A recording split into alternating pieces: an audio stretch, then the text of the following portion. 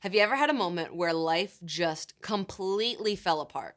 Like everything that could go wrong went wrong at the same time? I have. My moment was the summer before my senior year of college. I had this whole plan figured out. I was going to graduate, go off and get this teaching job in this particular district, move into this cute apartment in this town, and then go get my master's degree in this specialty at this specific time and marry the man of my dreams who I had been dating for some time. This plan was good. It brought me peace, and I knew what was coming. I could prepare and set myself up well to control the outcome that I wanted.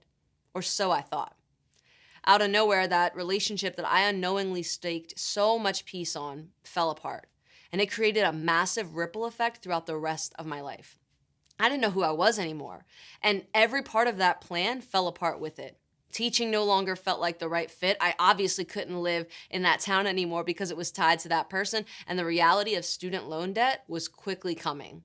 So I went from having this beautiful, perfect plan to not knowing where I was going to live, what job I was going to have, whether I was going to die alone or not, and add in on top of that, a global pandemic. But you know what's crazy about that season?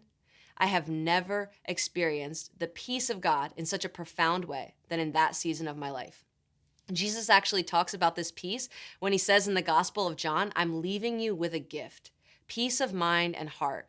And the peace I give, the world cannot give. So don't be troubled or afraid. I love that Jesus says his peace is a gift, but I think sometimes he has to tear things down and reveal areas where we're seeking that peace in the wrong way in order to give us that gift. That's what he did for me. I realized that whatever peace I think I'm getting from my circumstances just isn't real. And it forced me to take my life one day, sometimes one moment at a time, truly realizing that Jesus is the only one in control of the plan.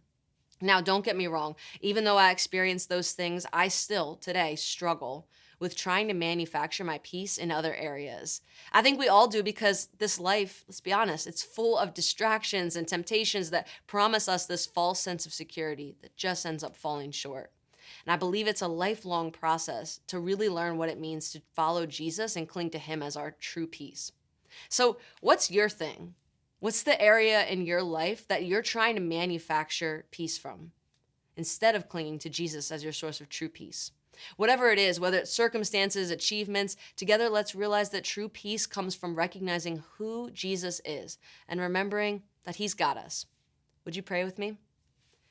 Jesus, thank you that you are our source of true peace. Help us to cling to you instead of trying to find it and manufacture it through other things. Pray all this in your name. Amen.